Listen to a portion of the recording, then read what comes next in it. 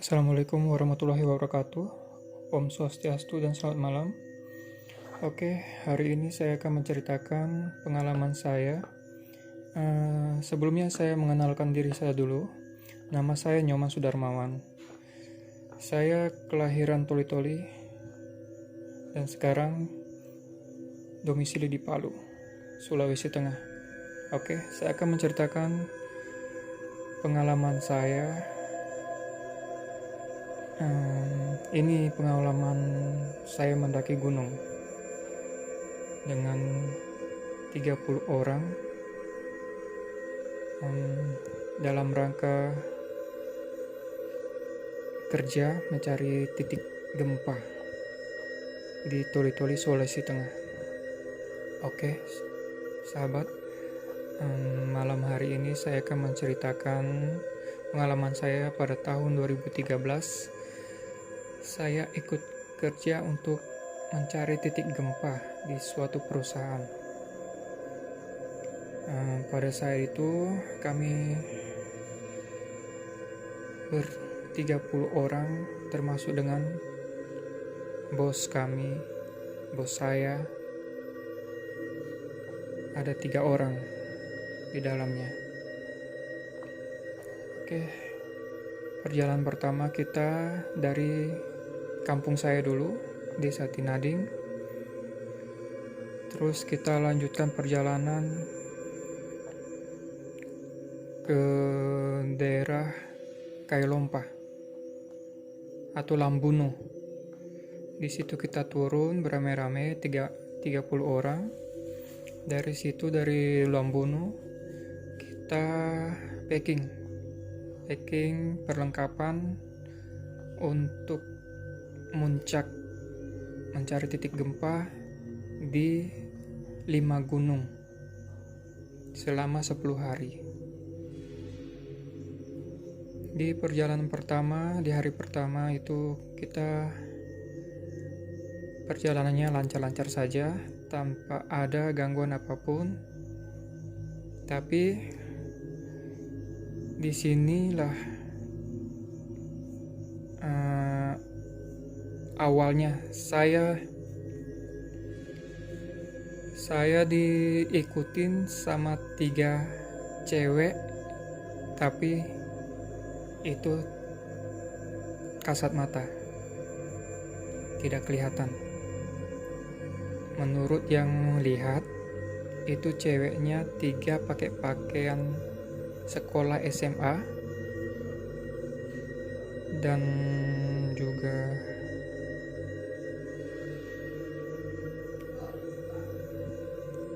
oke, lanjut lagi ya. Dan juga parasnya cantik-cantik semua. Cuman wanita-wanita itu, mereka itu tidak ada garis di bawah hidungnya. Itu tandanya mereka. Kalau kita itu semua kan ada garisnya di bawah hidung. Kalau mereka tidak ada garis. Oke, kita lanjut lagi. Di situ perjalanan pertama kita lancar-lancar saja, tidak ada gangguan apa-apa. Di kedua, ketiga, keempat, kelima juga masih lancar-lancar saja. Di keenam ini ya kita sudah dapat gangguan sedikit lah gitu. Di perjalanan ke-6 ini, hari ke-6, ya kita sudah mendapatkan tanda-tanda bahwa mereka ada di sampingnya kita. Di situ pada waktu itu hujannya deras. Kita cuma pakai tenda dengan terpal seadanya. Kita tidur di terpal itu, di tenda itu 30 orang. Ya, tidur seadanya. Ada yang tidur di kakinya teman, ada yang tidur di pantatnya teman. Ya, kita tidurnya berantakan lah.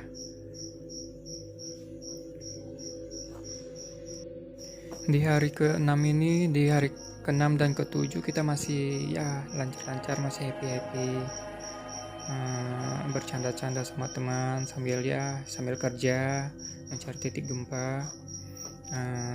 Di hari ke-8 ini kita memasang tenda untuk di puncak terakhir, di gunung terakhir itu dekat dengan Gunung Kebun Kopi, daerah Gunung Kebun Kopi, perbatasannya. Kita camp di situ. Di pagi harinya kita sampai, kita bikin tenda bareng-bareng, kita masak di situ dengan teman-teman sambil ya istirahat sejenak karena kecapean jalan naik gunung, merangkak naik gunung. Jadi kita di situ happy dulu, merengangkan kaki, ya sambil main dengan teman-teman. Di situ dulu kita main domino atau main QQ itu dulu, supaya kita tidak merasa capek di tempat kita kerja. Di hari terakhir kami ngecamp di malam ke-9, disitulah puncaknya kita diganggu oleh makhluk halus. Sewaktu itu saya dengan teman-teman lagi asik main domino atau QQ. Di situ kita mendirikan 2 tenda, yang satunya tenda untuk pekerja dan satunya untuk para bos. Ya, sebut saja bos pertama itu Pak Herman. Beliau itu ya yang mengalami musibah waktu kita melakukan pendakian itu. Pada waktu malam hari itu kita habis makan bareng, makan mie, makan ikan kering gitu. Terus habis itu kita melakukan aktivitas dengan main domino atau main QQ bersama teman-teman. Di saat kita main, disitulah tendanya kita digoyang kencang. Tidak ada angin, tidak ada apa, pokoknya tendanya kita digoyang. 3 kali kita digoyang, kita pada lari. Habis itu kita balik ulang karena sudah tenang. Disitulah ada orang pintar yang tahu masalah yang begitu, namanya Pak Tua. Jadi pada saat malam itu Pak Tua lagi bicara dengan ketiga perempuan yang mau mendekati saya, tapi ketiga perempuan itu tidak bisa mendekati saya. Tidak tahu kenapa mereka tidak bisa mendekati saya. Jadi Pak Tua itu bertanya sama ketiga perempuan itu, kenapa kamu ganggu kami di sini? Dan mereka bilang, saya ingin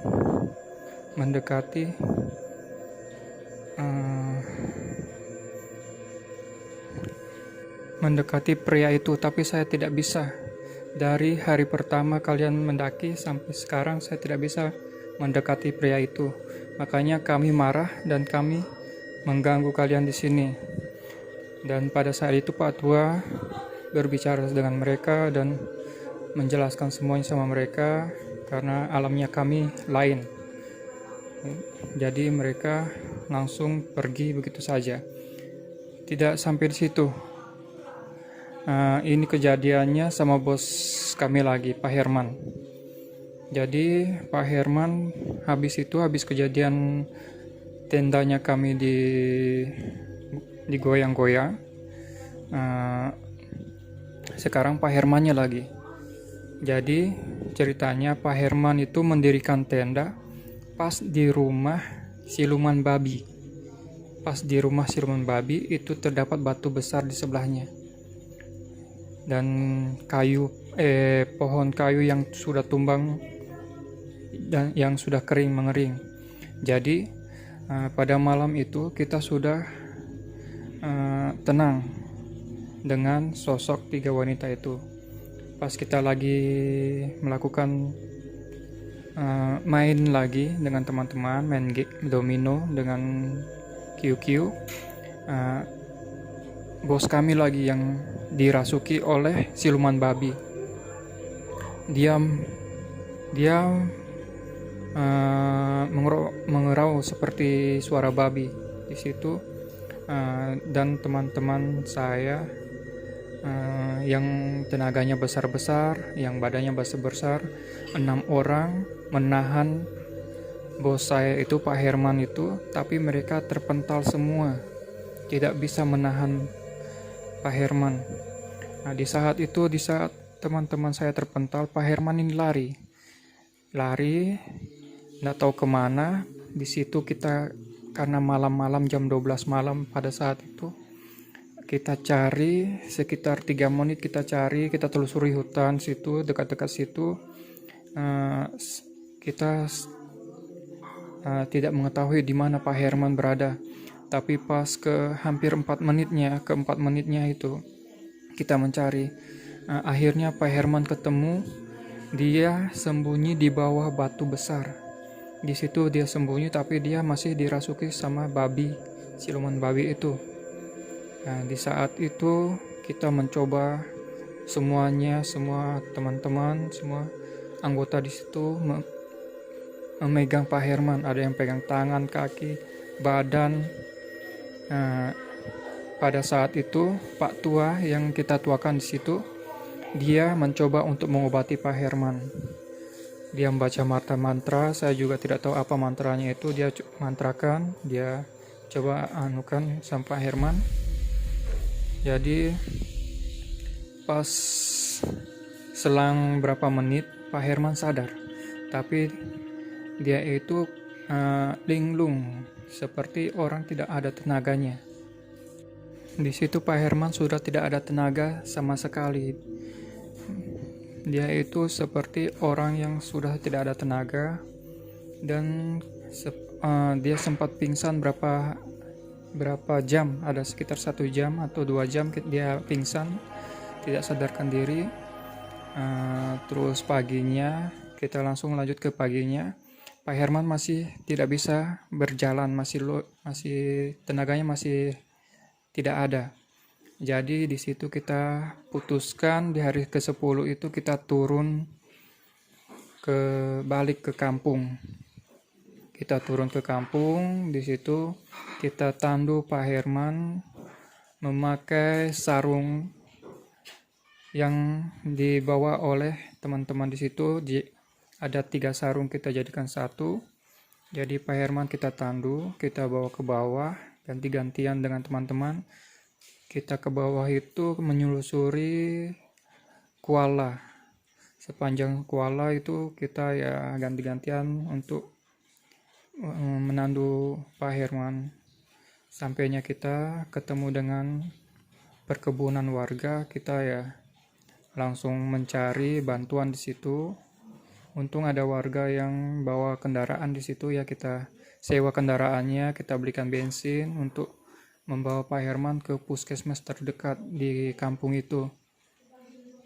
Nah, jadi pas itu kita sudah tidak tahu Pak Herman bagaimana keadaannya, karena dia dibawa ke puskesmas. Kita langsung balik ke jemputan ke mobil dan kita langsung balik ke base camp.